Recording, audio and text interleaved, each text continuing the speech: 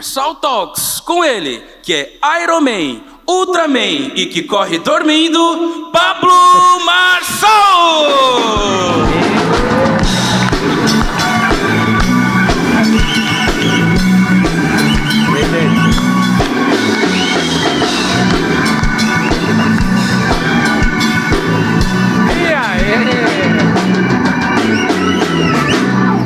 Eu sempre sonhei fazer isso.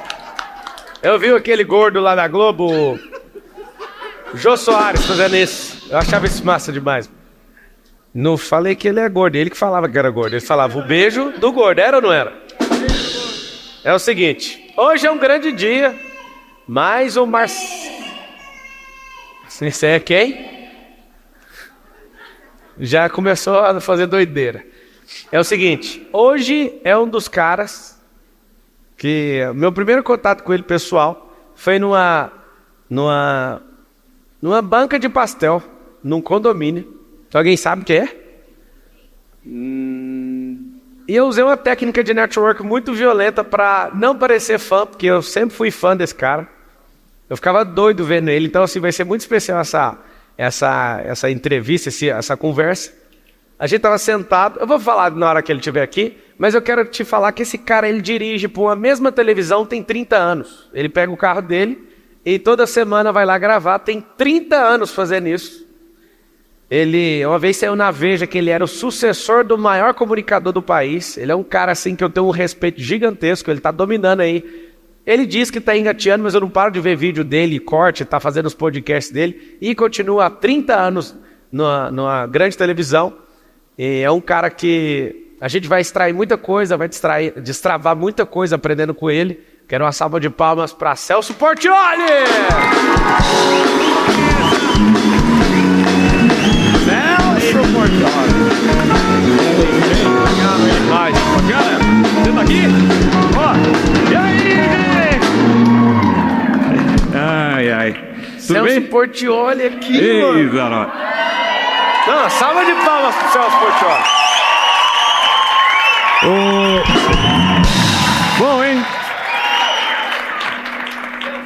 É diferente pra mim essa entrevista. Apita ou não a microfonia, pelo amor de Deus. Deixa eu falar que para de apitar. Na vez do Celso, a microfonia... Pô, quando ele falou 30 anos de televisão indo pro SBT, na verdade eu tenho 40 anos desde a época do rádio. E 40 anos que eu comecei no rádio. E 30 anos de SBT. O grande lance, você ir pro mesmo lugar há 30 anos... Eu falei pro Pablo, continua ainda com vontade, com tesão de trabalhar, com vontade de apresentar. E o grande lance é você ir 30 anos pro mesmo lugar, sendo apresentador de televisão e 30 anos fazendo sucesso. Isso que é o mais difícil. Não é me gabando, não. Não É a verdade. Não, é porque a televisão é um sucesso imediato. Você olha no Ibope, se o povo te rejeitar ou não gostar do programa que você está fazendo, vai aparecer ali na hora. Então, você tem que ter a aprovação do público o tempo todo e em tempo real.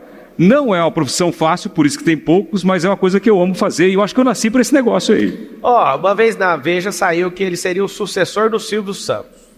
Verdade. E eu tô esperando essa sucessão desde quando eu era criança.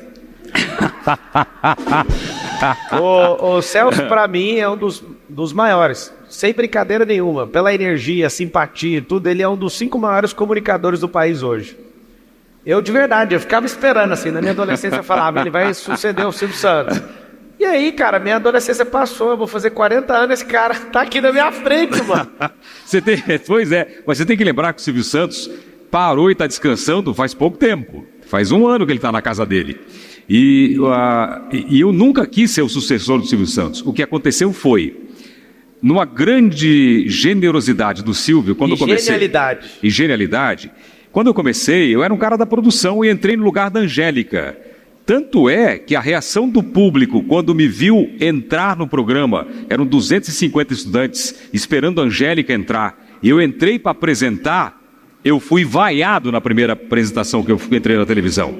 Sabe o que é você entrar no palco e 250 alunos te vaiarem? E você ter que fazer o programa? Então, foi muito pesado. O Silvio percebeu que isso poderia acontecer com o público. O que ele fez? A Veja perguntou, e esse menino aí? Ele falou, não, esse aí tem tudo para me suceder. Mas ele estava no auge da carreira dele. Só com essa frase, ele colocou um combustível ali que eu voei igual o foguete do Elon Musk, que veio, porque falou, pô, é o cara. Só que depois disso veio o problema, Pablo. Toda a matéria que eu fazia, eu passeando com o meu cachorro, aí aparecia lá, sucessor de Silvio Santos passeia com o cachorro. Aí nascia minha filha, eu fazia uma matéria, época da Caras e tal, aí aparecia lá, o príncipe dos domingos, sucessor do Silvio Santos, é pai. Eu falei, pô, começou a me incomodar ele também. Porque imagine o cara no auge, e alguém querendo aposentar ele através da mídia, e ele sendo dono do negócio, né, e tudo dependia dele, começou a me incomodar. O que eu fiz? Saí da mídia, não dei mais entrevista, não fiz mais foto, virei low profile, fiquei na minha e foi a melhor coisa que eu fiz. Então foi uma questão de respeito ao Silvio Santos e eu sempre deixei claro, quando me perguntavam, não quero ser sucessor do Silvio Santos, porque não existe sucessor para Silvio Santos aqui no país e, na minha opinião, nem no mundo. É o maior comunicador de todos os tempos. Posso fazer um trabalho legal? Posso, mas igual a ele, ninguém vai fazer. E eu que não sou besta de pegar esse lugar. Muito bom. Grande Silvio Santos. A gente tem casa lá em Orlando, a gente ficou umas 2 ou 3 ruas da casa do Silvio, meu vizinho. E aí, meus filhos foram pra lá almoçar um dia, eles têm amizade com os netos do Silvio. E eu falei, mano, vocês viram o Silvio Santos? O Cenoura Bravanel? Aí eles, a gente viu um vovô lá sentado assistindo televisão. Eu falei, cara, você não tá entendendo, você tem que ter reverência para falar do Silvio Santos. É o Silvio Santos. Eles nunca viram televisão, meus filhos. Eles nunca pararam assim, ó. Sabe quem é o que de televisão? William Bonner, eles não sabem quem é. Silvio Santos, eles sabem por causa da amizade, do tanto que eu já falei dele. E eu vi, eu falei, mano, vocês entraram na casa do homem e não pediram o autógrafo. Você não falou assim, meu, aqui, ó. Eu até hoje, Ô Celso, eu não conheço o Silvio pessoalmente. Fico doido para conhecer ele, é uma lenda viva. Isso vai acontecer, eu espero. Amém, vai acontecer. Agora, a primeira vez que eu tive contato com o Celso Portiolli, eu quero contar para vocês uma técnica de network, quando você chegar perto de um famoso. Eu confesso que eu fiquei abalado. Eu entendo quando a pessoa treme quando chega perto de mim hoje, por causa dessa onda de fama de internet. Eu estava sentado, a gente morou, ele ainda mora nessa rua, né? Eu morei na mesma rua que o Celso, e um dia sentado numa banca de pastel, estou sentado, o Celso, pela voz, essa voz dele, ele começou a falar, não é possível que é o Celso Portiolli. Aí eu olho para o lado, era ele. Aí meu coração acelerou, eu com pastel, ele com pastel, e eu falei assim, desculpa, sei que é o César Filho? Aí ele olhou, tipo, não, eu sou o Celso. Aí eu falei, tudo bem, Celso? Aí rolou a conversa ali, foi da hora, o primeiro contato com ele. Só que essa é uma forma de você chegar num famoso e tratar ele como uma pessoa normal. Isso funciona com 100% dos famosos. Então, Miguel, como eu estava falando para você, tem uma história aqui. O cara já pegou o espírito do Léo Lins aqui, ó. Léo Lins estava antes de você aqui. Isso aí tem uma história minha quando eu fui dar um autógrafo, porque, como fala meu nome rápido na televisão, então, Celso Portiolli, muita gente entende Sérgio Portiolli, só que Sérgio é meu irmão, eu tenho um irmão chamado Sérgio. Então o pessoal chega para mim, Sérgio, me dá um autógrafo. Daí eu falo, qual o seu nome? Ela fala Ana, eu pego e escrevo Maria. Daí ela pega e fala assim, mas meu nome não é Maria. Eu falo, nem o meu é Sérgio. Temos mais uma pessoa para se inscrever no stand-up, já percebeu? Já é o 4º humorista aqui que passou aqui hoje. Ô Celso Portiolli, como é que você descobriu que você era comunicador? Cara, uma história muito interessante. Eu fui expulso da escola e na minha cidade não tinha rádio. Eu morava numa cidadezinha muito pequena, chamada Ponta Porã. Eu fui expulso da escola e tive que ir para Curitiba. Eu, antes de falar para meu pai... Ponta Porã, em Mato Grosso do Sul, E meu pai nunca soube que eu fui expulso da escola. O que ele soube é que um filho muito dedicado pediu a ele para mudar de escola e que queria estudar numa escola grande, numa cidade grande. Eu nunca contei para meu pai que eu fui expulso. E quando eu fui pegar a minha transferência da escola, a diretora disse para mim, foi a primeira porrada que eu levei na vida. Eu era o cara mais bagunceiro da escola, ela pegou, me entregou o papel e disse assim para mim, não aceitamos retorno de vagabundo. Eu não pude nem chorar para meu pai falar, porque ele não sabia que estava sendo expulso. Eu falei que eu tenho 11 irmãos, 7 irmãs, estavam quase todos em Curitiba, meu pai pagando estudo para eles. Eu falei, eu quero morar em Curitiba com os meus irmãos e estudar lá.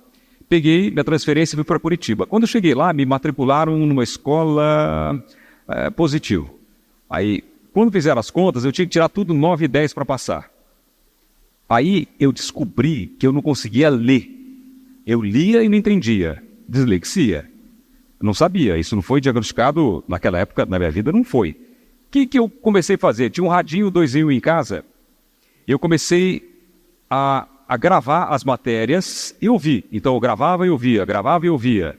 Eu com 13 anos de idade já imitava todo mundo, todos os personagens de Quarias. Eu não sabia que isso era um dom, que era um talento, mas era a atração da família.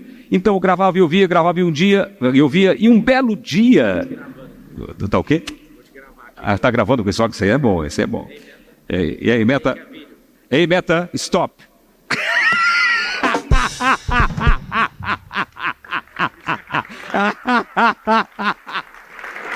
Ai. Aí, um belo dia, imitei um locutor. Porque eu fazia imitações, como não tinha rádio na minha cidade, eu ouvia as FMs de Curitiba e imitei um locutor. E aí eu comecei a fazer imitações de locutores naquele radinho. Eu estudava e gravava, estudava e gravava. Eu cheguei a gravar, Pablo, assim, durante anos, 8 fitas cassetes por dia imitando os locutores. Aí tinha aquela história do vagabundo, que a diretora falou, e teve uma outra história que mexeu comigo. Um dia, numa festa de família, no final do ano, eu falei para a família, eu vou ser locutor. Né? Era novinho, eu tinha 16, 17 anos, aí a família ficava, que locutor, com essa voz vai ser locutor e tal. E eu lembro que eu fui embora chorando do restaurante. Quantos anos? Eu tinha 17 anos. E depois que eu estudei esse ano com rádio, eu consegui dar a resposta para a diretora. Eu passei em engenharia civil, fui fazer engenharia civil, fui o único aluno que passou numa faculdade boa. E locutor, quando a família falou, aquela brincadeira de família, aquele bullying que é normal, né? Eu comecei a visitar as rádios de Curitiba. Eu fui em todas as rádios de Curitiba e virei persona não grata. Por quê? Eu entrava na rádio, aquele menininho, e o diretor deixava eu ver o locutor trabalhando. Quando eu vi o cara trabalhar, não sei se vocês já viram o rádio como que é, o DJ, o cara trabalha, opera e faz tudo e tal. Eu ficava perguntando muito, o que você fez agora? Por que você fez isso? Por que fez aquilo? Eu atrapalhava o cara. Então, as rádios, muitas rádios, me colocaram como persona não grata. Não pode entrar. Não pode entrar, esse cara é chato demais. Eu era piolho de rádio. Eu virava Curitiba de ônibus para ir visitar as rádios. Me apaixonei pelo rádio. O que eu fiz quando eu percebi que eu não ia conseguir? Eu baixei um pouco a bola, eu fui numa das rádios mais simples de Curitiba, que era uma rádio que tinha programa de igreja. Cheguei lá para a moça e falei, vocês estão precisando do que aqui na rádio? Ela falou para mim, de telefonista. Telefonista. Eu falei, achou a melhor do bairro. Sou eu. E eu peguei essa vaga. Brabo. E eu peguei essa vaga, então eu anotava pedidos de música. O pessoal ligava, que música você ouvia? Eu passava para o locutor. Aí eu fazia transferência de chamada. Eu passava para o dono da rádio. Né? E quando eu passava para ele, eu dava engrossada na voz. Tudo bem, seu Davi? Uma ligação para o senhor. Daí ele falava, você tem uma voz boa. Falou, muito obrigado. Ele não sabia disso. E eu fiz amizade com o dono da rádio e ele me deu uma oportunidade. Ele falou, cara, você quer fazer locução? Eu falei, eu quero. Ele falou, você tem uma oportunidade comigo. Ele falou, vem fazer o Jornal da Madrugada. Curitiba. Eu falei, hoje eu tenho uma grande oportunidade. Eu peguei, levantei bem cedo, era 4 da manhã, saí de casa a pé, indo para a rádio. Eu falei, hoje eu tenho uma oportunidade. E foi esfriando aquele frio de Curitiba. Quando eu cheguei perto da rádio, falei, hoje tem uma chance. Cara, um frio. Eu cheguei na rádio tremendo de medo e de frio. E me colocaram, eu lembro até hoje, foi terrível. Me colocaram no estúdio, tinha um locutor profissional, tinha uma locutora profissional, eu no meio, com uma carinha de moleque com um papelzinho na mão. Entrou a vinheta, Jornal da Rádio Apolo. E aí a moça leu a notícia muito bem, o locutor também todo impostado, e veio para mim. Quando veio para mim, gelou tudo, eu comecei a ler. E não sei o que, não sei o que, não sei o que. Eu enrosquei numa palavra, vicissitude, que eu nunca tinha lido na minha vida. Mas e fiquei, que a pessoa escreve essa palavra? Sei lá. E estava lá, eu fiquei Me apelidaram de Cascavel, pra você ter ideia. Cara, de novo eu fui embora chorando da rádio. Bullying. Falei, cara, não é pra mim, eu não vou conseguir. Aí o que eu fiz? Eu fui pra casa, porque eu nunca tinha lido um jornal. Eu ficava imitando os locutores, né? Agora você vai ouvir a música tal. Fazia locução de rádio, de FM. Comecei a ler notícia, comecei a narrar esporte, comecei a fazer chamadas de rádio. Esse negócio de enroscar é tão grave na minha cabeça até hoje, esse trauma. Olha só, que domingo agora eu fui fazer uma chamada de jornalismo, eu enrosquei numa palavra. Me veio um filme do meu começo de novo. Só que eu estava ao vivo com a cara na televisão. Eu fui falar, não sai, ó. Eu fui falar caricaturista. Só que era assim, humorista, desenhista, não sai, ó. E não saiu. Eu lembrei do meu começo, falei, meu Deus, eu tenho que manter a calma. Daí eu comecei, caricaturista, falei devagar e saiu, porque eu estava ao vivo. Mas para você ver como que aquele trauma até hoje me incomoda. Quando tem que ler uma notícia, me remete àquele trauma daquele momento. Coloca aí no painel de LED uma grande solução para o Celso Portiolli, é o método IP. Ele vai desbloquear. O Celso Portiolli vai desbloquear esse trauma. Interessante que todo bloqueio tem intimidade com o propósito. Você chegou nisso, aconteceu isso e você é um dos maiores comunicadores que nós temos da nossa geração. Você sabe que essa história é interessante sobre comunicar. O meu filho, ele tem descalculia e dislexia. Minha filha também. E aí, hoje tem um pouco mais de recurso, foram investigar de onde veio o problema. Mas de onde é o problema, né? Quem é que tem problema cognitivo? E eu fiz alguns testes. A conclusão da profissional falou para mim, ela falou, eu não sei como você chegou aonde você chegou.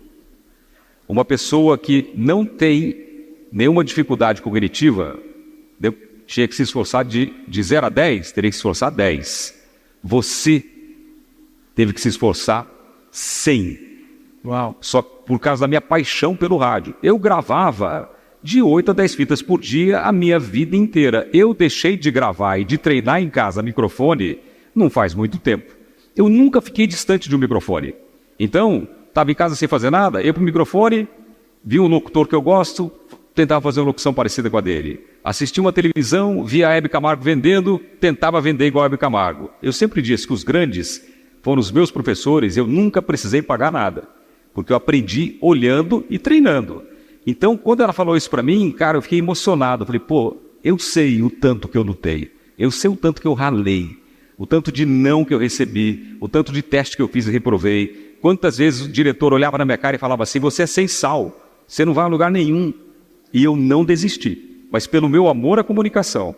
E agora chegar numa televisão, trabalhar com o Silvio Santos, ser elogiado pelo Silvio Santos, receber programa que o Silvio Santos fez, ganhar programa do Silvio Santos, ele falando o seguinte, se você fizer esse programa melhor que eu te dou esse programa. E eu ganhei o programa. Vamos falar, não é uma loucura isso? Né? Quem foi seu maior fracasso na televisão? Meu maior fracasso na televisão foi um fracasso anunciado. Eu fazia, não faz muito tempo não, eu fazia Domingo Legal das 11 às 3. Televisão tem um segredo, televisão é inércia. Se você pegar bem, você vai, mesmo se você cair, você acaba tendo uma média boa.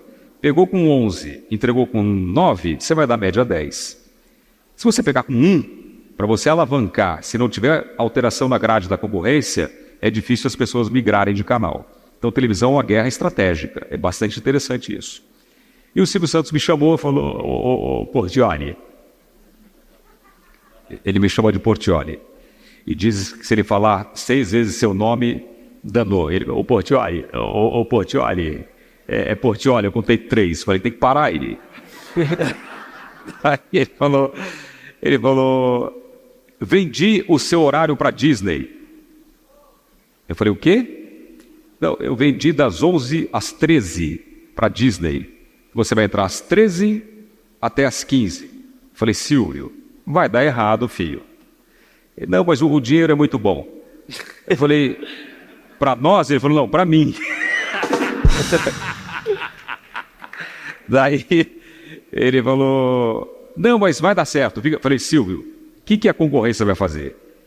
Vai embalar, vai queimar os breaks de manhã, ou não vai botar break de manhã, vai embalar a programação, vai ficar lá em cima. Quando eu entrar, não vai ter como pegar. Não vai ter como pegar, não tem jeito. Eu tenho 2 horas para virar o jogo. Não, vai dar certo, vai dar certo. Cara, levei um pau.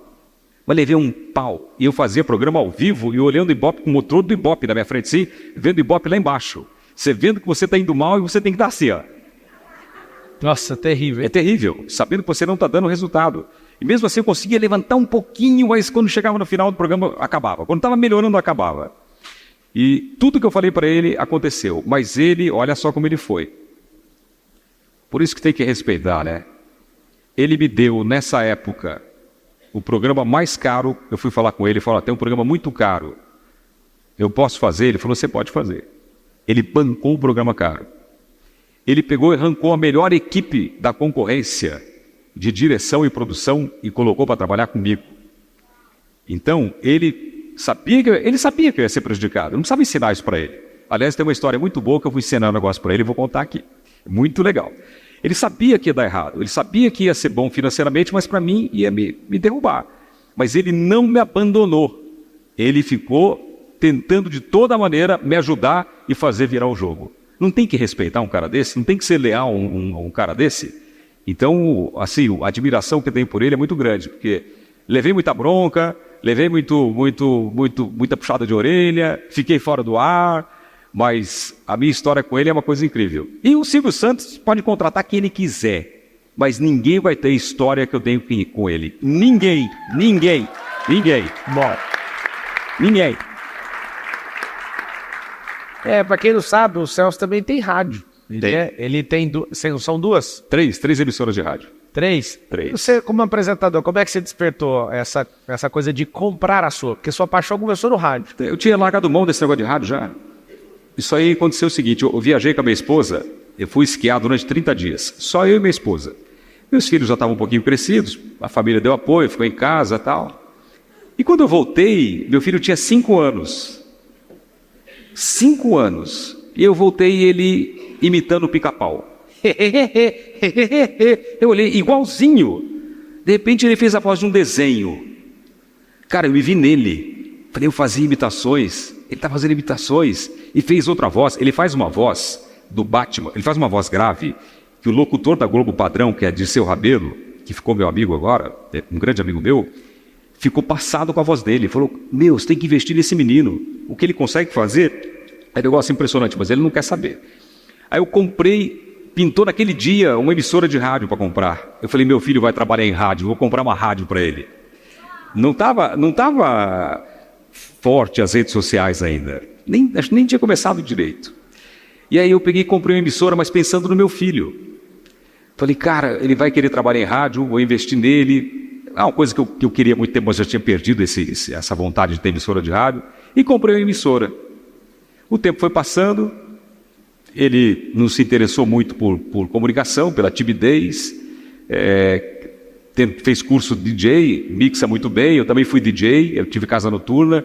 Eu falei, bom, tá indo mais ou menos no caminho, mas falta fazer o rádio. Daí um dia eu chamei ele, falei, na pandemia, eu falei, filho, seguinte,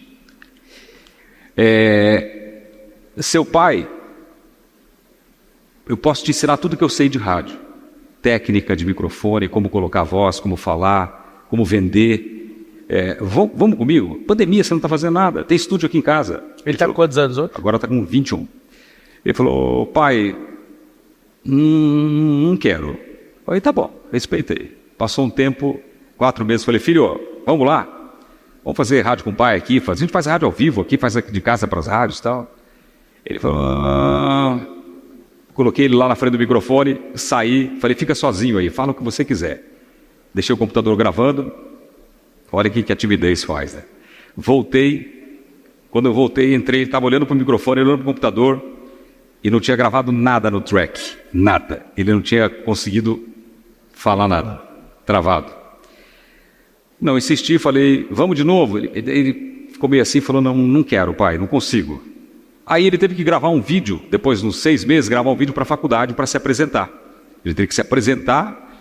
Cara, o que eu vi esse moleque transpirando, e demorou meia hora para gravar um vídeo. Eu disse para ele, filho, você tem que aprender o seguinte, a comunicação, a oratória é muito importante para tudo. Se amanhã você for DJ, se você for advogado, se você for médico, se você for farmacêutico, o que você for na vida, a comunicação é muito importante.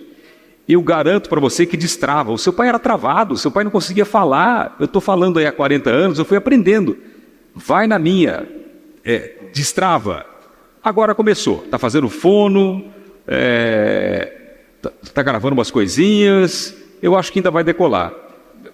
Na minha opinião, tarde, porque eu acho que com 17 anos eu já fazia programa em primeiro lugar em rádio. Então, eu tenho uma história do primeiro lugar na rádio. Posso contar? Pode. Eu quando eu queria trabalhar em Curitiba, eu não consegui, né? Comecei no rádio lá, perdi e fui embora para Uberaba fazer jornalismo.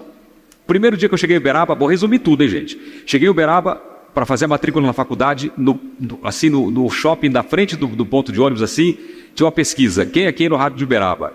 Ao destino. Eu entrei na fila, quando o cara foi me perguntar, eu perguntei para ele, quem é quem no rádio de Uberaba? Ele falou, por quê? Ele falou, não, porque eu era locutor da Antena 1 de Curitiba. Dei aquela queimada, menti. Ele falou, é mesmo, é? Eu falei, agora eu vou morar aqui, fazer jornalismo e tal. Ele falou, você era locutor lá? Quer trabalhar aqui? Eu falei, eu quero. Ele falou, aqui tem 2 rádios, uma gravada e uma ao vivo. Eu falei, quero na gravada, porque eu nunca tinha feito, né? Ele falou, então vou te levar lá. Fui lá, fiz um teste e passei. Então passei no rádio, primeiro do que a matrícula da faculdade. E comecei e virei um sucesso. E olha que sacada, eu era muito novo. Cara, eu explodi. Eu guardava dinheiro em caixa de sapato. Eu comecei a fazer festa em colégio, eu botava 1.200 pessoas em colégio, eu fechava o colégio com segurança, rachava com a escola, fazia noite da paquera e comecei a ganhar muito dinheiro. E comecei a ficar muito famoso na região. Onde eu ia era recorde de público. O que eu saquei muito novo? Que eu não era um nome do rádio, eu era um produto. Aí eu peguei e tracei um plano. Eu falei, eu quero chegar em São Paulo antes dos 21 anos de idade. Botei a meta e desenhei no papel, fiz certinho. Falei, daqui eu vou para tal lugar, daqui eu vou para tal lugar. Antes dos 20 anos eu chego em São Paulo. Aí eu comecei minha luta. Quando deu minhas férias de Uberaba, eu fui lá para Curitiba e fui de novo ligando para as rádios. Precisa de locutor? Precisa de locutor? Precisa de locutor? Não. Aí a rodoviária era pertinho da Rádio Caiobá. Eu liguei nessa emissora de rádio e falei, era a segunda colocada. Precisa de locutor? O cara falou, precisa. Ele falou, você pode fazer um teste? Eu falei, posso. Peguei minha mochila, falei, vou fazer, vou levar um pau, e vou para a rodoviária e vou embora para Uberaba, no busão. Cheguei lá, fiz um teste, gravei um monte de coisa, a Cláudia Raia estava lá, foi a primeira atriz que eu entrevistei na vida, mandaram entrevistar num teste a Cláudia Raia, entrevistei a Cláudia Raia, ele falou, você pode esperar até amanhã? Ela não era tão famosa, não era? Ela estava no auge, eu tremi na base, engoli seco para fazer a entrevista. Aí ele falou, você pode esperar até amanhã que eu vou falar com o diretor da rádio? Eu falei, bam, né? Eu falei, posso. Fui lá na rodoviária, troquei minha passagem, voltei para casa da minha irmã. No outro dia ele me ligou, você pode vir aqui? Fui lá. Ele falou, seguinte, aprovamos o seu teste. Era um lugar que eu tinha uma vontade de trabalhar, porque eu fui né, humilhado lá. Aí ele falou, aprovamos o seu teste, você vai fazer das 2 às 7 da tarde, horário nobre. Aqui nessa mesa, você já fez ao vivo? Eu de novo, já! Nunca tinha feito ao vivo. Aí me ofereceu uma graninha legal. Cara, eu entrei no busão, fui para Uberaba. Em uma semana eu larguei faculdade, larguei namorada, larguei República, larguei meus shows, larguei tudo e piquei a mula para Curitiba. Estava no meu plano, larguei tudo para trás e fui lá para Curitiba. Cheguei lá, eu fui chorando a viagem inteira, mais pela namorada. O primeiro programa que eu fiz era uma foto dela do meu lado, fazendo o programa. Entrei no ar, antes de sair eu falei assim pro cara, antes de sair, né, que ele falou que eu passei, eu falei assim para ele, aqui nessas picapes aqui eu vou mixar. Tinha um programa chamado Ritmos de Embalo. Ele achou meio estranho já, né? Falou, cara metido. Ele falou, pois é, a rádio está em segundo lugar há 7 anos. Eu falei, se eu vier para cá, a rádio vai para primeiro lugar. Você falou? Falei. O cara falou, que cara metido. Depois ele falou para mim que torceu para eu não voltar.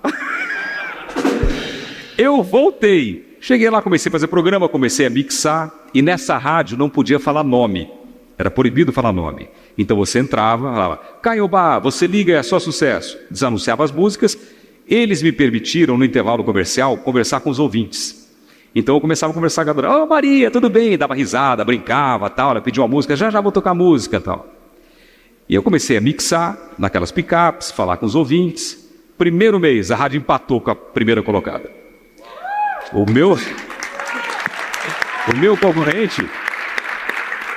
meu concorrente era um cara chamado Gil Álvares, que tinha passado num teste que eu havia reprovado. Segundo mês, a rádio primeiro lugar. Cara, foi um sucesso. Rádio primeiro lugar. Terceiro mês, a rádio aumentou a distância. Eu não entendia muito bem o que era isso. Aí, me deram aumento, me colocaram para apresentar os eventos de shows da rádio, me colocaram na televisão. Foi o primeiro programa de televisão que eu fiz, eu não queria fazer. Eu falei, pode mandar embora, mas eu não faço televisão. Aí, quando foram mandar embora, eu tive que fazer. E foi legal. Você não queria, então, ir para televisão? De jeito nenhum. O que era o medo? Medo de, não sei, medo de aparecer, medo, vergonha. Eu tinha quebrado a timidez no microfone, mas eu ficava escondido. Você meter as caras na frente das câmeras, todo mundo vê você. Cara, eu falava inglês tudo errado. Eu dava risada, levantava o pé, eu usava alpargata. Tudo diferente dos outros. Os outros eram tudo certinho. Eu pesava 60 quilos com essa altura. Eu tenho um vídeo, eu consegui um vídeo esses dias que eu tô com a camisa polo, manga curta, a manga vem aqui, ó. Eu tô assim, é um negócio impressionante. Como que eu fui parar na televisão? E eu percebi que quando eu ia de busão para a rádio, as pessoas começaram a me reconhecer. Isso aí mexeu, né? Isso aí, pô, legal isso aí, legal tal. E aí eu tinha minha meta, chegar com 21 anos em São Paulo. Aí a rádio foi para primeiro, foi muito legal. Eu gravei uma fita do meu programa e mandei para Ribeirão Preto, que era a minha próxima etapa, que era trampolim para São Paulo. São Paulo sempre buscou muitos locutores em Ribeirão Preto. Mandei a fita, esqueci. E estou lá, curtindo o sucesso da rádio e tal. E como eu não falava nome, era proibido falar nome, um belo dia, tocou o telefone, um cara falou, você pode falar comigo? Eu sou da Transamérica, concorrente. Eu falei, posso. Eu fui me encontrar com um cara no almoço. Quando eu cheguei lá, era o diretor que tinha me proibido de entrar na rádio. Grande dia. Grande dia. Grande dia. Aí eu falei para ele, quando ele me viu, ele falou, é você? Eu falei, sou eu. E vou contar mais. Vou pular a história só um pouquinho. Fiz um churrasco em casa, levei o diretor da rádio número 1 de São Paulo, tempos atrás, na minha casa, e virei para ele e falei, você lembra de uma história em Curitiba que você convidou um menininho da Caiobá e quando você viu, era um menininho que não era persona não grata na sua emissora? Ele falou, lembro. Falei, pois é, você está na casa dele agora. Na casa não, né? Na mansão. E aí, Curitiba estava chegando no final, minha meta estava andando. Aí, um dia eu cheguei na rádio para trabalhar de Curitiba, tinha um Escort R3 na frente da rádio e tinha um cara dentro. Ele falou, ei, você conhece o Celso? Eu falei, qual? O Ribeiro ou Portioli? Ele falou, Portioli. Eu falei, sou eu. Ele falou, chega aí. Eu falei, deve ser viado. Escort R3? Falei, é hoje que eu ando no XR3. Falei, pô, não. Ele falou, eu sou o diretor da rádio de Ribeirão Preto, da Diário. Eu vim aqui te buscar. O cara saiu de Ribeirão Preto para me pegar lá em Curitiba, na rádio. Pegar assim, me convidaram. A menina Nadia que faz os cortes pro Padim já sabe o que fazer com esse corte. O cara foi lá pegar o Celso Portioli. E aí? Aí eu falei, quanto você paga? Ele falou, Oi! Me ajuda aí, cara. Deixa... O cara foi me contratar, mano. Então, o cara... Vem cá, vim te pegar. Quanto você cobra? Poxa. Daí, quanto você paga para trabalhar na sua emissora? Daí ele falou, X. Eu falei, negócio fechado. Estiguei a mão, entrei na rádio, fiz o programa, acabou o horário, falei pro diretor lá, falei, tô indo embora. Ele falou, o quê? Imagine a rádio, depois de 7 anos em primeiro lugar. Falou, não, você não vai. Pegaram um psicólogo para falar comigo. Meteram um psicólogo, eu cheguei em casa, eu era molequinho, escrevi tudo na parede. Vai para Ribeirão, nos post-it, vai para Ribeirão. Cheguei no outro dia, os caras, não, você não vai embora. Melhoraram meu salário, falaram, não, vou embora. Não vamos entregar sua carteira de trabalho. Eu falei, fica com ela, perdi, tô indo embora. E fui embora. Nesse dia, eu estava em casa arrumando minha mala, eu já tinha uma nova namorada, larguei também, fui embora. E aí, Essa já é a segunda. já era a segunda. Eles falaram assim, chamava Elis Regina. Daí eles falaram, liga o rádio. Eu liguei o rádio. O diretor da rádio, ele era narrador do Fantástico também, vozeirão. E começou a homenagem da rádio para mim. E começaram a falar o seguinte, nessa cadeira muitos locutores passaram, tal, não sei o quê, mas você tal, está traçando uma nova trajetória, e aqui fica o abraço. E começaram a falar do diretor, do dono da rádio, que era seu Bétega, até da menina da limpeza, que era minha amiga, até o dono da rádio, falando com todo mundo, falando comigo e mandando mensagem no rádio. E tinha uma música que eu pedia para tocar, que era La Isla Bonita de Madonna. E os caras, não, essa música não pode tocar ainda, não é de trabalho, tem que tocar Like a Prayer, Like a Prayer. Pô, mas essa música é bonita, eu gostava dessa música. E não deixavam tocar. Aí no final da mensagem falaram assim, essa música é para você. E tocaram La Isla Bonita. A partir daquele dia, a música passou a ser a mais pedida de Curitiba. A música explodiu em Curitiba. Então, você queria que tocasse, ninguém deixava. Todo lugar que eu vou que toca La Isla Bonita, parece que tem um sinal. Eu fui com a minha mãe para Israel, o restaurante estava fechado. Acha a música aí pra gente tocar ela. Vou derrubar você você vai botar só corte ou vai botar inteiro? No YouTube vão derrubar, não põe não. Não, a gente conhece o YouTube lá, dá pra fazer sem derrubar. Coloca a música dele. La Isla Bonita. Aí, eu saí de Curitiba e o Cabrini foi fazer a minha história há uns 3 anos. Eu não queria fazer. Eu falei, Cabrini, você não vai conseguir contar a minha história, é muito grande. Quando eles terminaram o material, eles tiveram que jogar 1h30 boa fora. Uma pena, né? Colocaram 1h50 no ar, 1h40 no ar. Porém, o depoimento que ele recebeu dessa rádio de Curitiba foi que depois que eu saí, a rádio demorou mais de 20 anos para voltar ao primeiro lugar. Caramba. Eu tinha só 17 anos quando eu fui locutor dessa emissora de rádio. Então, o negócio que me deixou orgulhoso depois de muito tempo. E eu não parei por aí. Aí eu fui pra... Posso continuar falando? Pode. Essa música mesmo? Deixa eu ver. Does not a say.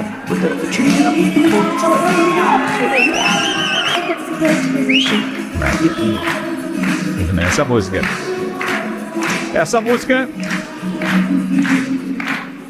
Essa música todo mundo conhece, não conhece? Todo mundo conhece essa música aí. Primeira rádio tocar foi a rádio que eu saí lá e foi homenagem a mim. Então a música marcou minha vida. Eu estava com a minha mãe em Israel, o cara falou, vai em Magdala, um restaurante muito bom, melhor que tem. Eu fui entrar, estava fechado, era só para chefe de cozinha. Aí eu conversei com um cara, minha mãe estava na cadeira de rodas, ele deixou eu entrar e me deu uma mesa muito especial. E aí quando eu estou lá com a minha mãe com 93 anos, estou lá com a minha mãe em Israel, de repente um DJ, eu conversando com a minha mãe, e começa a tocar essa música. Eu falei, nossa, muito assim. Então ela sempre volta em momentos especiais, como voltou hoje aqui. Muito obrigado, muito obrigado, muito obrigado. E aí eu fui para Ribeirão Preto, cheguei numa rádio, quando eu desci na rodoviária de Ribeirão Preto, cara, eu olhei assim e falei, tomei na tarraqueta. Vai dar certo isso aqui não, hein? Fui para a rádio, eu escutava as rádios, era um mundo mágico, rádio bem feita. Quando entrei na rádio, nem era melhor que a minha que eu estava. Eu falei, e aí? Fiz 2 dias de madrugada para pegar a mesa e tal, e comecei a fazer o horário das 11 às 3 da tarde. Uma semana no ar, a concorrência me ligou. Meu, você é bom demais, você tem que vir para cá. Aí... Quem tinha de especial em você? Cara, eu nunca fui o melhor locutor. Eu nunca fui o melhor locutor. Eu perguntei isso para o engenheiro de rádio. Falei, cara, eu nunca fui o melhor. Tem cara muito melhor do que eu. Por que eu dou certo no rádio? Ele falou que o rádio são ondas magnéticas e você transmite energia pelo ar. Então você transmite o que você é. A televisão é muito cristalina. A televisão, todo mundo acha que está vendo a pessoa ali, ela está fingindo que ela está feliz, você está enganando o cara de casa. Não está. Tudo que você sente, você passa para o telespectador. Eu não trabalho com estresse de maneira alguma. Eu trabalho na boa, na paz, porque eu não quero passar nada de ruim para quem está me vendo. Então eu trabalho tranquilo, sempre, sempre, não tem estresse comigo. Eu sou muito tranquilo para trabalhar. Isso aí realmente dá diferença na televisão. Quando eu cheguei lá, me ligaram, eu falei pro diretor, cara, foi o cara que foi me pegar lá em Curitiba. Falei, ô Renê, a Rádio Clube me chamou para conversar. Era a primeira colocada da Clube. Ele falou, o quê? Faz tempo que não chama ninguém? Falei, pois é, mas me chamaram. Era uma segunda-feira, mais ou menos. Ele falou, bom, você tem até quinta-feira para me responder se você vai ou não. E o que eu fiz? Eu fui lá falar com o povo lá da rádio lá. Cheguei lá, fui falar com o cara, me fizeram uma proposta legal. Eu pensei bem e falei, pô, que falta de gratidão, né? Não vou ficar. Quando eu cheguei na quinta-feira, eu falei para ele, ô Renê, eu fui lá falar com o pessoal da Clube. Ele falou, o quê? Você foi lá? Eu fui te buscar, você foi lá falar com os caras? Eu falei, fui, mas eu quero ficar. Ele falou, você não fica mais, aqui eu não te quero mais. Me demitiu na hora. Chamou o RH, me demitiu na hora. Ele falou, aqui você não entra mais. Ele deve estar vendo isso aí. Você não entra mais. Eu fui nessa rádio aí, gente, eu dormi no estúdio. Eu me ralei, eu berrei, eu passei, eu pesava 60 quilos. O meu negócio era comer pão de queijo e misto quente. Era uma vida difícil para mim. Eu peguei e fui para outra rádio, tive que ir embora para outra rádio. Troquei o horário da tarde pelo horário da madrugada. Eu morava, no começo, eles conseguiram um quartinho no fundo de uma casa para mim. Tinha uma cama, pesado, né? Uma cama e uma pia no canto, só. O banheiro era fora. O banheiro era cheio daquela samambaia que cresce, sabe assim? De tijolo. Eu tinha medo de lavar o cabelo de olho fechado porque tinha piolho de cobra dentro do banheiro. Era um negócio horrível, assim, horrível. Era uma vida difícil. Eu comia lanche e chocolate. Da noite para o dia, minha pele arrebentou, 120 espinhas na cara. Cara, eu estava na pior. Aí eu conheci um cara chamado Joaquim, que trabalhava no AM, que não tinha muito relacionamento do FM, que era mais elitizado, com o AM, que era povão. Mas eu gostava de ver os comunicadores do AM. E eu fiz amizade com esse cara. Aí ele me mostrou lá a Dona Vera, que todo mundo comia. O cara deu uma resolvida na minha vida. E passou um tempo, eu montei uma república com ele e outros doutores da rádio, com médico, com estudante de medicina, com estudante de fisioterapia. 11 caras numa república, a 11 quilômetros da rádio. Muita gente da república. E aí eu saía de madrugada, não tinha busão, eu gastava minha grana com táxi para ir embora para casa. Só que às vezes, para não gastar o dinheiro, o que eu fazia? Eu saía do ar às 2 da manhã, eu botava a rádio no kill, deixa a rádio tocando música, mas você consegue falar e se ouvir no kill da mesa. Então eu ficava treinando até às 7 horas da manhã, quando chegava outro locutor. Ele chegava às 7 horas da manhã, eu ia para a praça, pegava meu busão. Quantas vezes eu dormi no busão, quando eu acordava estava na praça de novo. Perdi a saída do ponto, descer. E aí eu fiquei nessa emissora, chegou um momento que eu falei, cara, não aguento mais trabalhar de madrugada, eu vou embora. Eu falei, eu vou voltar para minha casa, para minha mãe, para meu pai. E esse meu amigo que eu conheci, o Joaquim, ele falou, não, cara, você não vai embora não, você é bom, você tem que continuar no rádio. E esse cara me segurou. Passou um tempo, eu ganhei o horário da tarde. Saiu o locutor lá da tarde, ganhei o horário da tarde, explodi. Foi muito legal o Ibope. Quando eu cheguei na minha república um dia, que história maluca isso, né? Eu cheguei lá, o sofá era meu, a geladeira era minha e minha cama. Então cada um comprou umas coisinhas para casa. Eu cheguei lá, minha mala estava jogada na garagem, a minha geladeira estava na garagem e meu sofá na garagem. Eu falei, o que é isso aqui? O cara falou, não, é que o locutor do AM ganhou a casa porque ele vai casar. Eu falei, pô, e os outros? E eu? O cara foi falar com o dono da rádio. Eu falei, você me tirou da República da rádio? Ele falou, se vira, nabo. Se vira, ele chama o dono de nabo, se vira. Cara, eu fiquei muito bravo. Eu corri lá para o departamento do RH da rádio, que era longe, eram umas 3 quadras. Cheguei lá, sentei na máquina para bater a minha demissão. Veio o dono da rádio arrancar a carta. Eu falei, se você encostar nessa carta, eu te encho de porrada dentro da sua rádio. Não põe a mão nessa carta. E o cara falei, eu vou embora da sua rádio. Mas fiquei uma pistola, pedi a demissão, entreguei a carta de demissão, fui lá no AM e falei para meu amigo, estou indo embora para São Paulo. Vamos embora? E meu amigo falou, vamos embora. Foi lá pedir demissão e vamos embora. Subimos num cometa, aquele cuzão cometa, e viemos para São Paulo. Lembro até hoje, eu passando com o irmão do meu amigo, morava aqui. Era locutor. A gente dentro de um Fusca, eu cruzando a Paulista assim, cara. Nossa, olhando aquilo tudo. Ô, cidade grande. Primeira vez em São Paulo. Aí, no outro dia eu acordei, dormi na casa da minha irmã, fui na rádio Antena 1. Encontrei um cara chamado Lélio, falei, Lélio, eu sou de Ribeirão Preto, estou procurando emprego aqui. Ele falou, aqui não tem, mas na Transamérica estão precisando. Eu, fui para a Transamérica. Cheguei lá, peguei o busão, fui para Lapa, estou lá na recepção sentado assim, ó. Muito doido isso, é o destino, é um negócio maravilhoso. Deus é incrível, Deus é incrível. Eu estou sentado aqui, é incrível. O coordenador se chamava Roque. Não é o Roque do Silvio Santos, não. Roque, não. Aí eu estou sentado ali, passou um cara grandão assim e falou, ei, o que você está fazendo aqui? Você não é o locutor do Pisani, lá de Ribeirão Preto? Falei, sou eu. O que você está fazendo aqui? Eu falei, vim pedir emprego, eu saí de lá. Ele falou, chama o Roque para mim. O Roque estava demorando, apareceu no ato. Parecia um holograma assim. Ele falou, esse menino aqui, dá o horário para ele das 11 às 3 da tarde, na recepção da rádio. Eu já vi ele trabalhando. O Sistema Clube estava montando televisão. E é muito respeitado o Sistema Clube. Esse cara, o Calil, que era o diretor da Rede Transamérica, foi lá ver toda a estrutura da rádio e me viu no ar, como um louco trabalhando. No rádio eu era maluco. O pessoal achava que eu mexia com as coisas, porque eu era louco no rádio. E aí, mexendo as pernas, o pessoal trabalha trocando as músicas. O cara falou, esse moleque é maluco. E no ar aquele climão. Você já estava quantos anos aí? Eu tinha 20 anos.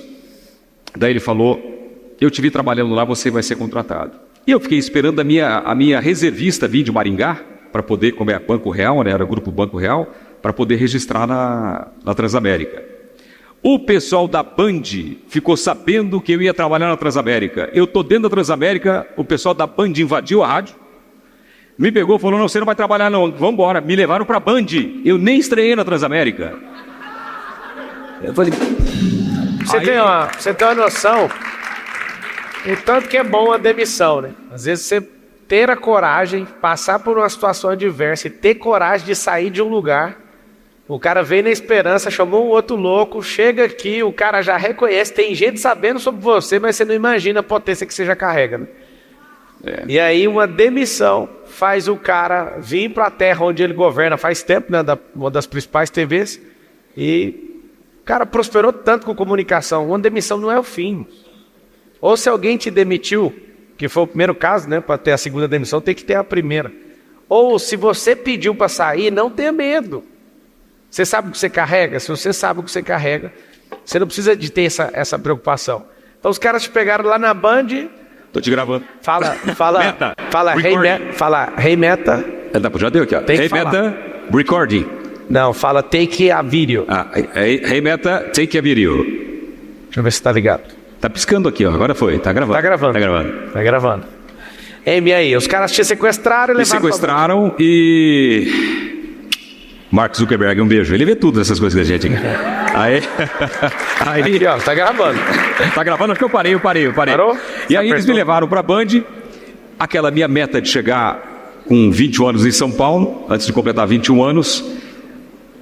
Uma semana depois, eu estava abrindo o microfone da Bandeirantes FM, dando o prefixo da rádio, antes de completar 21 anos de idade. Eu tinha batido a minha meta. Parabéns.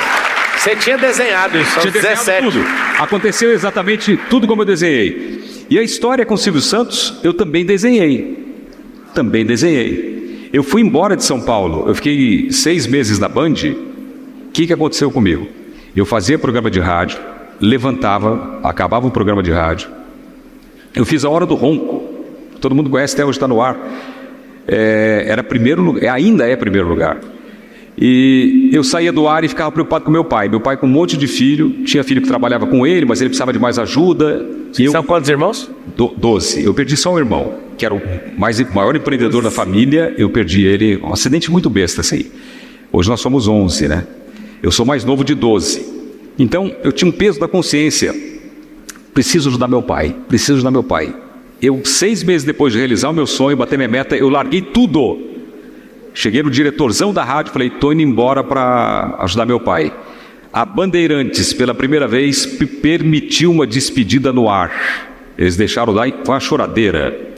Inclusive deixaram dar o meu telefone, o meu endereço de ponta por no ar. Eu recebi sacos e sacos de cartas, assim. Naquela época era carta, né? Cheguei lá, comecei a trabalhar com meu pai. Muito bacana, mas o destino é um negócio... Na esquina da minha casa abriu a TV Globo. 2 quadras de casa abriu uma rádio novinha, FM. Eu falei, pai, eu posso trabalhar só domingo no rádio? Ele falou, pode. Isso depois que você vinha aqui, você ainda Depois eu larguei tudo aqui, voltei pro interior, larguei minha carreira. Larguei. Aí fiquei com meu pai lá um tempo com meu pai. E comecei a fazer rádio. Só que daí eu tive a experiência da venda. Porque eu fiz um contratinho com a rádio do interior e eu comecei a vender mídia. Vendedor de mídia. Cara, em pouco tempo eu estava ganhando mais que o dono da rádio. Porque eu cobrava para anunciar no meu programa, para gravar o comercial, eu ganhava a comissão da venda, eu ganhava parte do que eu vendia. Foi muito bom. Como começou a melhorar e ganhar dinheiro ali, eu comecei de novo, aquela vontade de fazer rádio começou a aumentar. E aí eu saía com meu pai, chegava lá no negócio do meu pai e falava, pai, que hora que o senhor vai embora? Ele ficava pé da vida, cara. Pé da vida. E aí, mas continuei trabalhando com ele. Passou um tempo que eu estava lá com ele, meu pai teve um AVC e eu acabei perdendo meu pai. Foi a decisão mais acertada da minha vida. Foi ter largado tudo que eu queria para trabalhar com meu pai. Então eu não tenho esse peso na consciência de não ter ajudado meu pai. Eu fui lá. Quando ele faleceu, eu falei, cara, não tem mais sentido eu estar aqui. Eu falei, eu vou voltar a correr atrás do meu sonho, que já era fazer televisão e trabalhar com o Silvio Santos. Era meu sonho. E aí, o destino, Deus de novo, começou a fazer algumas coincidências. Eu aprendi que são pequenos milagres onde Deus prefere não aparecer. E as coincidências cercaram minha vida o tempo todo. Eu comprei uma antena parabólica no consórcio e ganhei na primeira prestação. Não tinha o SBT na minha cidade. Botou a parabólica no teto, no telhado da minha casa. Quando eu ligo, está o Lombardi pedindo ideias. Mande ideias para a câmera escondida.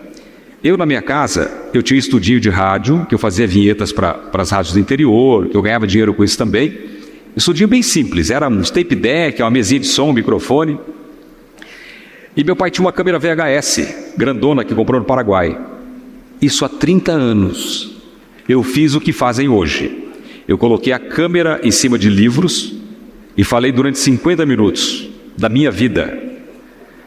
Fiz locução, imitação, falei do que eu queria fazer e no final da fita eu coloquei 11 ideias para a câmera escondida. Falei posição de câmera, tudo, mas nunca tinha visto esses negócios. Falei, chutei e acertei. Aí mandei a fita para o SBT. O dia que eu fui colocar a fita no correio, apareceu uma senhora chamada Dona Ida, uma evangelista alemã. Ela falou, o que você vai fazer? Eu falei, vou mandar essa fita para o SBT, para o Silvio Santos. Ela pegou aquela fita e fez uma oração naquela fita. Que massa. E falou o seguinte, que o Silvio Santos assista essa fita. Que essa fita chegue nas mãos do Silvio Santos. Ela falou isso. Eu peguei a fita, eu tinha uma loja de CD. E do meu lado, sabe quem que tinha? O Paraguai vendendo CD pirata. E eu vendia CD. Tinha loja de CD vendendo original. E eu peguei a minha fitinha, coloquei no correio. Deu uma semana, meu telefone tocou. Você que mandou as ideias e tal. Coloquei meu telefone na fita. Eu tenho a fita até hoje. Eu peguei a fita da SBT para mim, né? É minha? Boa. Aí me ligaram. Você tem mais ideias? A gente paga. Eu falei, não, eu quero trabalhar aí. Nem que seja para segurar aquelas cartolinas. Eu falei, eu quero trabalhar aí, me dá uma chance. Eu queria ir embora de lá. O cara, não, a gente só quer ideia e tal. Olha qual é o meu destino. Lembra daquele meu amigo, falei que virou um grande amigo meu, o Joaquim, um cara que colocou sapato pela primeira vez aos 11 anos de idade. Colocou os dentes aos 30. Um cara que era da roça e que virou meu grande amigo, que veio para São Paulo comigo. Quando eu fui embora, ele voltou para morar com a família dele também, porque ele trabalhava aqui para sustentar 2 filhos lá. Esse cara... Deus, é um negócio... Esse cara, ele estava trabalhando no SBT sem eu saber. E estava trabalhando com o Silvio Santos. Ele passou ao lado do diretor e do Silvio, e o Silvio perguntou, as cartas estão chegando para a câmera escondida, com as ideias? E o diretor falou, olha, chegou uma fita de um rapaz aí, que ele mandou boas ideias, ele quer ser apresentador de televisão, tem uma boa aparência, e o Silvio falou, mas qual que é o nome do rapaz? E o cara falou, Celso Portiolli. O meu amigo estava do lado. Ouviu e falou, peraí, esse cara é meu amigo. Esse cara é meu amigo do rádio. Você tem o contato dele? O cara falou, tenho. Me ligou. Quando ele me ligou, falei, alô, como que você tá? Como que tá Ribeirão Preto? Ele falou, não estou em Ribeirão Preto. Eu estou trabalhando no SBT, com o Silvio Santos. Você mandou uma fita para cá? Falei, mandei. Falou, você tem cópia? Eu tinha a cópia. Cara precavido e preparado vale por 10. Eu mandei a fita para ele, ele pegou a fita, chegou no Silvio Santos e falou o seguinte, Silvio, a fita que o diretor falou do rapaz que quer ser apresentador, é essa aqui, ele é meu amigo. Entregou para o Silvio. Nesse meio tempo, olha como esse cara foi importante é importante na minha vida. Ele organizou com o diretor para que eu recebesse o dinheiro das mãos do Silvio Santos. Aí ele organizou e eu vim para São Paulo, 16 horas de busão, com aquele terno de Didi Mocó, sabe Didi Mocó, aquele ternão assim, peguei o que eu tinha, vim para cá, e eu vim receber o dinheiro do Silvio. Cara, minha mão minava a água. Antes disso, e antes de ganhar a parabólica, teve uma passagem muito forte, que eu sonhei. Eu estava com os meus amigos numa chácara do meu pai, depois que ele havia falecido, e eu sonhei e levantei e falei para meus amigos assim, cara, eu sonhei com o Silvio Santos, que ele tinha me dado uma chance, e foi assim, bebeu, louco, né? Uma semana depois eu sonhei de novo, e falei para minha mãe, mãe, é um sonho diferente, eu sonhei que o Silvio Santos me deu uma chance assim, assim, assim. Ela falou, vai lá, vai no show de calouros. Falei, você besta? Falei, não, tem coragem. Quando eu vim para São Paulo receber a grana dele, aconteceu exatamente como eu sonhei. Eu fui entender agora, estudando a Bíblia, que isso é uma revelação na sua vida, revelação em sonhos. E aconteceu exatamente como eu sonhei. E nesse dia, Pablo, foi uma negociação muito legal que eu fiz com ele. Ele acabou de gravar, eu recebi meu dinheirinho das ideias e tal. Ele veio falar comigo fora do ar, atrás das câmeras. Ele falou assim para mim, a primeira frase que eu vi do Silvio Santos na vida foi, você é amigo do Joaquim? Eu falei, sou amigo do Joaquim. O que você faz? Eu falei, eu sou vereador. Eu era vereador. Eu tenho uma loja de CD, eu tenho uma casa noturna, eu dirijo 2 emissoras de rádio. Ele falou, quanto você ganha? Eu falei, eu ganho R$ 2.500 por mês. Ele falou, você ganha muito, a televisão não paga bem. Eu te ofereço R$500 para trabalhar aqui. Você quer? Eu estiquei a mão e falei, negócio fechado. Ele falou, mas por que você está trocando 2.500 por 500? Eu falei, o meu sonho é trabalhar com você aqui no SBT. Aí ele falou, ele apertou a minha mão e falou, então vamos trabalhar. Quando eu fui sair do estúdio para falar com o diretor, ele me chamou pelo nome. Ô Celso, fala com Hélio Chiari. Falei, beleza. Aí começou a minha luta, porque eu era vereador. Então, semana sim, semana não, eu viajava 16 horas de ônibus para ir, 16 horas de ônibus para voltar. 16 horas de ônibus para ir, 16 horas de ônibus para voltar. E minha vida ficou nessa história de voltar para Ponta Porã de ônibus. Semana sim, semana não. No ônibus eu escrevia as ideias para a câmera escondida. O meu papel era criar a câmera escondida. Até hoje eu tenho ideia de câmera escondida. Aqui nesse auditório eu poderia fazer uma grande sacanagem com vocês, que já pensei umas 3 ideias aqui. E dá para fazer. Então, minha cabeça virou câmera escondida. Então toda semana tinha uma ideia minha no ar.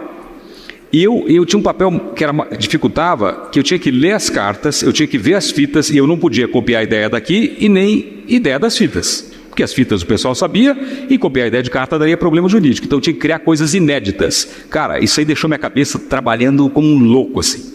E aquela vontade. Aí, rapidamente, eu passei para produção, rapidamente eu passei para direção. Já pensou em dar treinamento? Treinamento? É? Não, eu nunca pensei. Você acha que leva? Eu tô deixando de você falar para pegar esse cheiro seu dessa... Jequiti. Boa. Tá falando um tubarão e um baby shark aqui, né? Eu tô sentindo até um baby shark perto do Portiolli. Você acredita que você tem tudo a ver com o ensino? É mesmo? Você tem tudo a ver com o ensino, e eu vejo você, assim como aquela senhora orou na fita, eu acho que hoje é um grande dia da sua vida. É mesmo? Que bom. Eu tô vendo você não tá parecendo mais o Celso da comunicação, mas o cara que tem uma sabedoria para destravar a gente, para instruir pessoas. Eu tô sentindo isso de verdade. Pô, que legal ouvir isso de você, cara, pelo amor de Deus, isso aí pra mim é E é verdadeiro. Eu acho que você é a primeira pessoa que faz eu ficar calado, sei lá, 20 minutos ou 30 minutos. Eu tô fazendo contas de onde essa mensagem que tá aí, eu vejo que você espiritualizou sua vida de um jeito. E existe uma mensagem muito forte aí no seu coração pra você instruir pessoas. Eu acredito mesmo. Fiquei calado aqui, elocubrando, imaginando várias coisas. Tô te ouvindo com muito carinho. Pô, legal, obrigado, Pablo. E eu vejo muitas pessoas vindo de vários lugares, sentando na sua frente para pegar instrução com você. Eu vi essa cena aqui agora. Pô, que legal, que bacana. Não, o Pablo sabe que eu, César Filho, acompanho ele há muito tempo. Eu mando mensagem para ele no Instagram, tal, no WhatsApp também, e eu aprendi muitas coisas com você. Tem coisas que você fala que eu escuto e você fala para mim, cara. A história de ser bonzinho, que você fala, tal, cara, é para mim. Eu hoje era para estar 30 vezes melhor se eu não fosse bonzinho como eu fui a vida inteira. Uau. Se eu tivesse tido um cara do meu lado para me orientar melhor, para deixar de ser bonzinho, eu estaria no lugar hoje. Não reclamo do lugar que eu tô, não reclamo, mas eu estaria assim 100 vezes melhor, 100 vezes, mas sem dúvida nenhuma, porque o meu grande defeito, eu sei o meu defeito, eu sei das minhas qualidades, mas o meu grande defeito sempre foi ser bonzinho. Isso é uma coisa que eu tenho lutado sempre, diariamente, para poder mudar isso também. Vou te ajudar nisso aí. Boa. Um dia que eu assustei com a mensagem sua, assustei mesmo.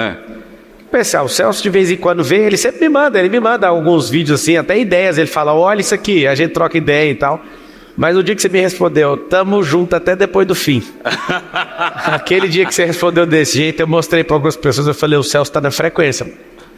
O Celso tá numa frequência aqui, ele tá acompanhando esse rolê, eu acho que tem... E você não acompanha nada se você não estiver na frequência. Você falou sobre magnetismo e sobre essa energia sua no ar.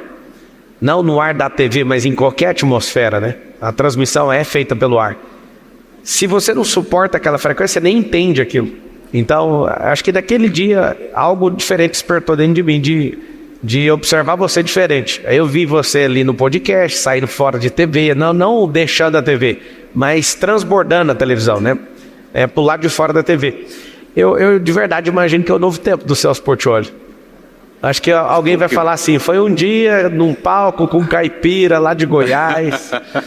Eu vejo que você tem uma sabedoria absurda e eu acredito também que tudo não é nada por acaso, tudo tem um propósito. Esse negócio de você ter sido bonzinho é para cumprir uma fase. E na hora que você teve essa percepção de, peraí, já chega. O já chega preciso virar a chave, preciso mudar de fase. Eu quero te perguntar sobre isso. Tem uma caixa que você vai pegar daqui a pouco, eu quero respostas rápidas. Eu quero te fazer uma pergunta muito simples. O que você acha, fora a comunicação, você pode ensinar para as pessoas? Que você fala assim, ó, eu posso ensinar isso aqui com rapidez, com simplicidade para as pessoas. Eu posso ensinar resiliência. Eu posso ensinar que, pelos momentos difíceis que você está passando agora, se você continuar caminhando com fé, com determinação e observando os sinais que a vida vai te dar, você pode chegar aonde você quiser. O grande lance é não desistir. Quando a gente erra, todo arremesso que a gente não tenta, já errou. Né? E se você não desistir e continuar, é o meu caso, eu sofri no SBT, não foi só alegrias não, eu sofri no SBT e sofri calado, quieto, e continuei. Hoje, se você olhar, quem que está na bola da vez? Sou eu, porque eu esperei o momento certo, eu engoli o sapo, engoli a lagoa, mas eu continuei. Então eu sou a prova viva de resiliência, perseverança, de saber o momento certo, de bater o pé, de brigar, de não errar a hora de dar o golpe. A gente pode ver o Bambam. O Bambam errou 2 golpes no Popó, levou 4. Então o golpe tem que dar na hora certa. E às vezes você tem que recuar 2 passos para dar 50 para frente. Eu sou o exemplo vivo disso. Resiliência. E se eu contar a minha história, aqui eu estou contando assim, pincelado. A minha história dá um filme. Dá um filme assim de tanta coisa que eu passei e tantos momentos difíceis que eu soube, com estratégia e com inteligência, me livrar. Me livrar, tanto que eu tô aí. Você pega a rede social, eu tô lá. Você pega podcast, eu tô lá. Você pega vídeo, canal de criança para renovar o público, eu tô lá. Eu tô na televisão, incomodando Você a tem Globo. livro? Incomodando a Globo, vai ver se pode, né? Com 56 anos na cara, incomodando os caras ali. Então, cara... A Jequiti é bom mesmo, porque o cara não tem 56 anos, né? Você olha na lata dele, não tem 56. Não, e Jequiti, desculpa, mas eu sou o perfume mais vendido da Jequiti, tá? Desculpa. Você é brabo. Eu quero um dia te ajudar a fazer esse filme, fazer seu livro e fazer essa parte sua educacional que eu sei que você vai explodir. Pô, Pablo, conto com você. Você sabe que eu sou um cara, eu te admiro muito. Acho que essa história de meme que tudo virou com você, de meme, que você explodiu, você hypou na onda. Olha aquilo ali, mano. Cadê? É o Matheus Ceará? É o Matheus Ceará mostrando a bunda aqui, mano. Eu não sabia que tinha virado viado. Virou? É o mais doido que eu já vi até hoje. Tá igual o Ronaldinho Gaúcho num rolê aleatório aí. Celso, pega na caixa, tem uma caixa secreta atrás de você. Você não veja o negócio. Na hora que você pegar, lê e rebate rápido. Só não pense. Pegar aqui? Peguei. Lê e responde no impulso, vai. A coisa mais louca que já te pediram. O que é a coisa mais louca que pediram pro Celso Portiolli? Selecionou demais. Pensou em 3 pessoas. Não. Necessidade de aprovação. A coisa... Não é. Cara, nunca pediram nada louco demais pra mim, não é? Não, eu não sei. O Cariani tava mais cedo, o que pediram pra ele foi me engravida. Ninguém nunca falou loucura pra você? Que coisa mais louca. Eu quero achar uma coisa bem louca mesmo. Eu acho que a coisa mais louca foi nudes pra mim que pediram. Nudes, é a coisa mais louca. Como que eu vou mandar? O outro aqui de graça mostrou a bunda aqui, ó. Matheus Ceará.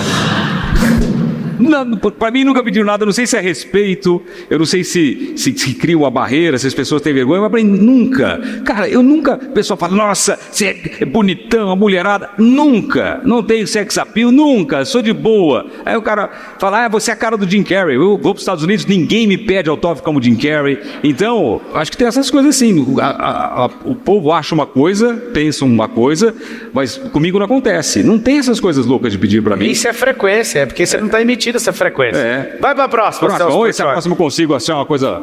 Vai lá.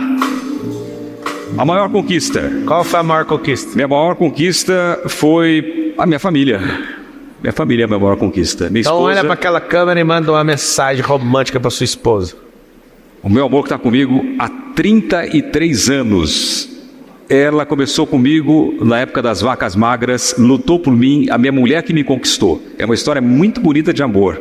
E eu tenho certeza, eu não vou voltar para debaixo da ponte, mas se um dia acontecer, a única mulher que estará ao meu lado é a minha esposa, e junto com os meus filhos. Ela é incrível. Te amo, meu amor.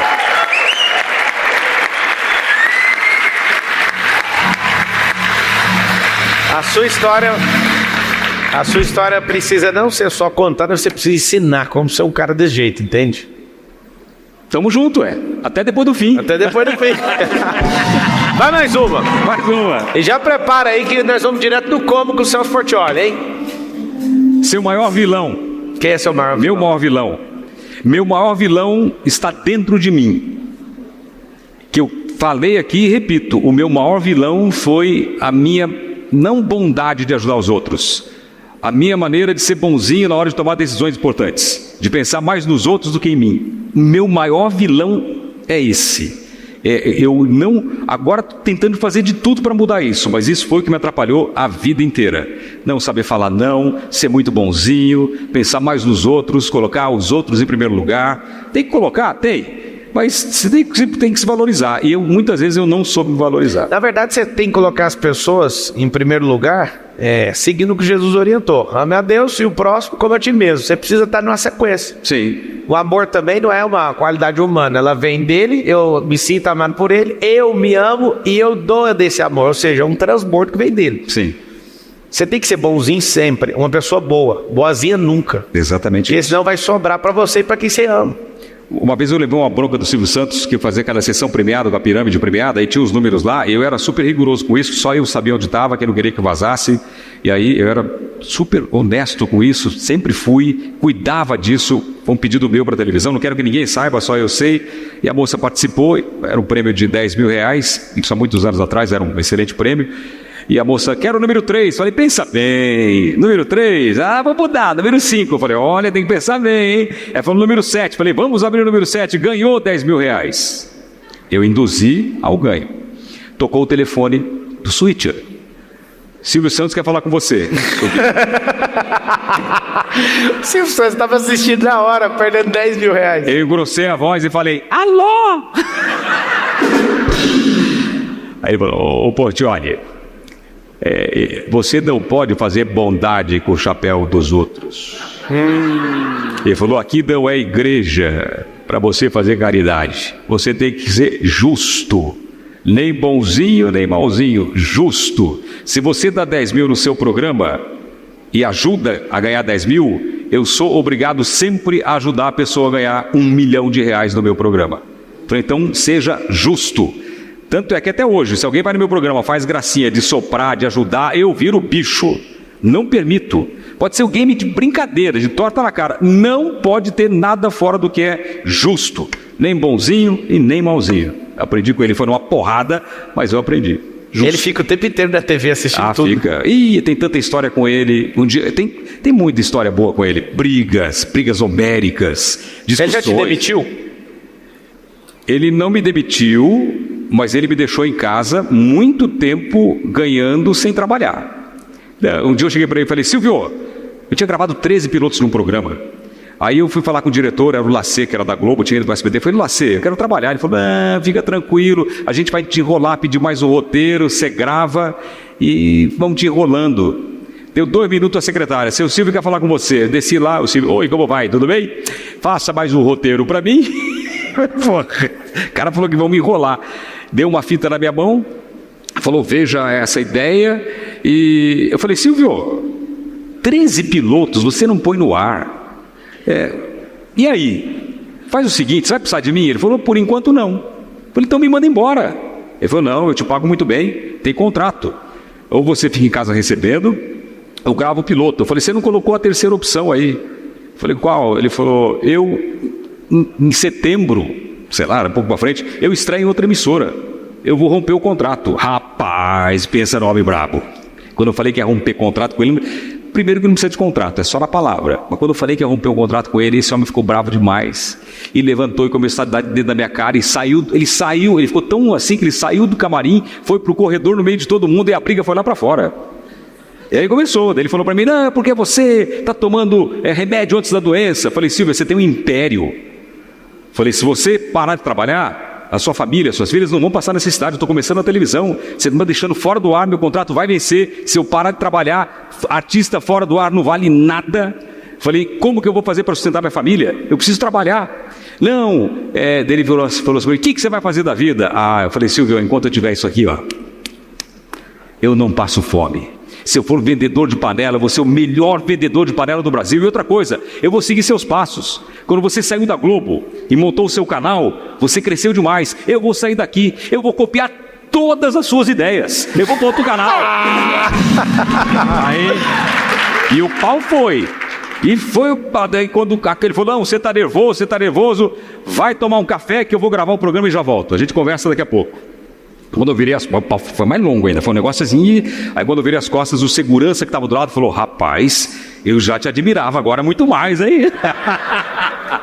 Assim, eu sempre fui muito, dizem que 2 bicudos não se beijam. Eu sempre fui muito correto com ele correto comigo, mas nos momentos que tinha briga, era briga de gente grande. Confronto mesmo, eu não tinha medo já estava fora do ar. Eu morei em Ponta Porã. Ponta Porã, vocês conhecem Ponta Porã, a fama de Ponta Porã? Quando eu mudei para lá, 1977. No ano que eu nasci. Ano que você nasceu, saiu no jornal. Chicago, 1929. Não, Ponta Porã, 1977. Lá era, uma vez fizeram um negócio lá, mataram 100 pessoas da noite pro dia. Nem a Globo conseguia cobrir com uma câmera. Então, eu fui político lá. Eu fui ameaçado tantas vezes lá, super complicado. Eu ia ter medo de uma demissão. Não vai me matar. Eu vou continuar vivo? Você já largou tudo para ir embora? Pois é. Ixi, tem cada história. E aí, enfim, depois disso ele resolveu colocar o programa no ar. Depois desse embate, ele colocou o programa no ar. Muito bom. Agora, cadê? Que já tá pronto aí? Vai direto no Como. Cadê a música do Como? Solta ela aí pra nós. Aê!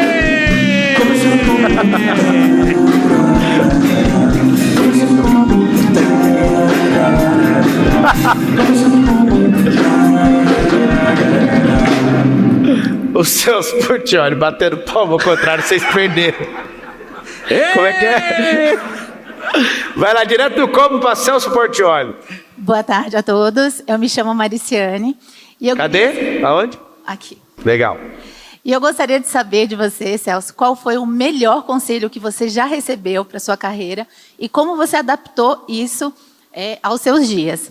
E mais uma coisa, antes de você me responder, já que você é o garoto propaganda, já que você aparenta ser um homem muito cheiroso e é o campeão de vendas da Jequiti, eu queria te oferecer aqui da minha marca também, Marimar Importes, os decantes para que você sinta o cheiro. Posso levar para você? Pode, meu amor, pode. Traga aqui. Deixa ele responder e você depois traz para ele no final. O maior conselho que eu recebi na minha vida foi um momento muito crítico que eu achei que realmente eu ia...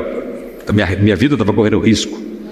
E quando eu fui candidato, quando eu fui vereador e me lançaram antes a deputado e tal, e na minha cidade tinha um cara que comandava tudo, e ele me colocou no carro e começou para sair da cidade, me deu um conselho. Ele falou, vou te dar um conselho para o resto da vida, você é um moleque novo, então vou te dar um conselho. Ele falou, seja inofensivo às lideranças, na minha cadeira nem meu pai senta. Eu entendi aquilo. Então, as brigas que eu tive com o Silvio foram brigas de homem. Mas eu não fui ofensivo a ponto dele achar que eu era mau caráter, que eu ia... Entendeu? Então, seja inofensivo às lideranças. O Pablo tem tanta gente que trabalha com ele, ele faz tanta gente prosperar junto com ele, é o cara que leva todo mundo com ele. De repente vem um cara e quer pegar o seu lugar. Eu fico, tá à disposição. Der conta. Então. Mas o cara lá não deixava, não. Então, é um conselho muito importante. Você tem que saber na hora de bater, na hora de brigar. Então, esse conselho foi muito importante na minha vida. Muito bom. O Pablo não concorda muito com isso, não é que ele é peitudo, né? Não, eu concordo. Concordo com o que você está falando, faz sentido, porque ser inofensivo à liderança significa que aquilo, você está debaixo daquela governança. Se perder o sentido, você não tem que ser ofensivo, você tem que se retirar. Aí faz total sentido o que você está falando. Agora, quando você fala de uma pessoa querer tomar meu lugar, é meu sonho. Eu estou esperando essa pessoa. É meu sonho. Não vai ter. Não tem. Tem coisa que não existe. Vai lá, próxima pergunta, direto Cadê do o perfuminho? copo. Traz perfuminho, que eu vou copiar e fazer um igual para vender na Jequiti.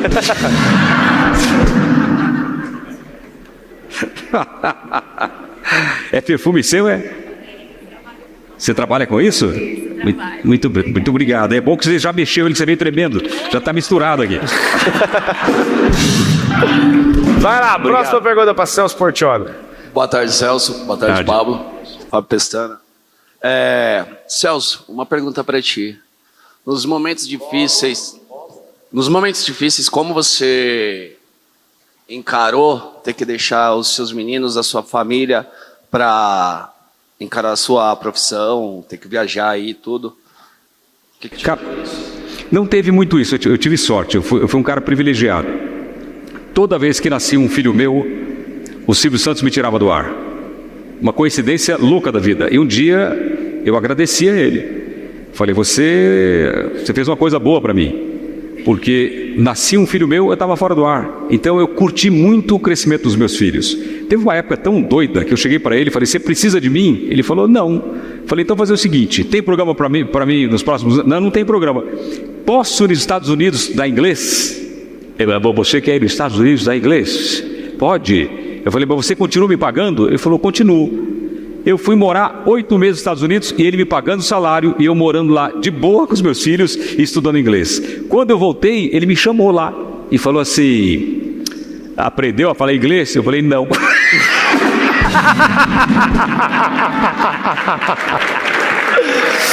Muito bom. É o Jim Carrey mesmo. Celso Portiolli, aquela câmera ali. Pois não. Tem 8 bilhões de pessoas que vão assistir uma mensagem que queima no seu coração. Então, transmita esse fogo, transmita essa mensagem aí. E toda a humanidade, entre os vivos e racionais dessa geração, eles vão ouvir essa mensagem de Celso Portiolli. O que é que queima nesse coração aí? Que é o quê? O que queima nesse coração? Qual que é a mensagem que você tem para a humanidade? Cara, o que queima no meu coração é uma vontade de dar certo na vida que não se apaga. As pessoas que me olham de fora, me veem na posição que eu estou, podem achar que isso é muito legal, que é um sucesso bacana e que eu estou satisfeito com isso. Eu não estou. Eu sou um cara que não paro.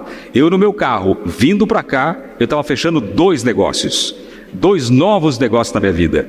Eu tenho uma chama aqui dentro que eu não quero parar nunca. Nem de fazer televisão, nem de fazer rede social e nem de empreender. Eu cheguei aqui, estava conversando com as pessoas, estava dando ideias para empreender. Tem um negócio seu que eu quero falar com você, que eu quero te ajudar também, que eu posso te ajudar muito, que eu quero empreender. Então essa chama de você poder crescer e levar pessoas com você está aqui dentro de mim. É isso que você tem que ter. É isso aí que eu quero falar com você. Vou fazer isso aqui, bomba! Junto com você.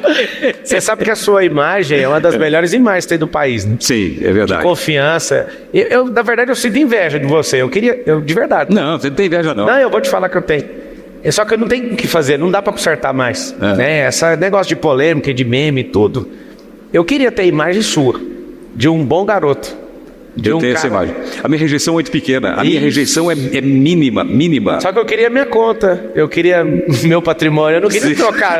Se tiver que trocar tudo, eu estou satisfeito. O que tudo acontece? tem ônus e bônus. Tem ônus e bônus.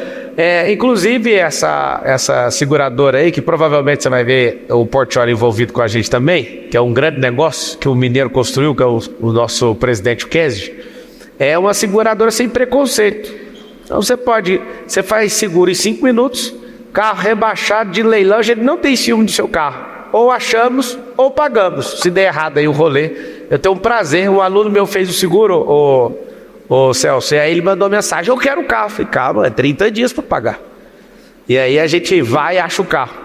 E engraçado, você que não sabe do que está por trás do seguro, geralmente a gente pode passar a lei dos 30, vai lá e paga para a pessoa o carro e acaba achando por causa da tecnologia que a gente usa. Né? A gente ama mexer com isso.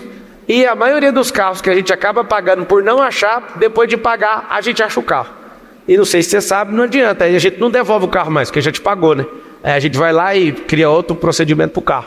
Então, você que quer fazer renda, você que quer produzir, você que quer fazer o que uma professora faz aí, que deixou de dar aula por 10 mil, ganhando 2.400, começar em poucas semanas a ganhar 10 mil por mês, você acessa aí love.com.br, olha no Instagram também, você pode participar disso com a gente, fechou?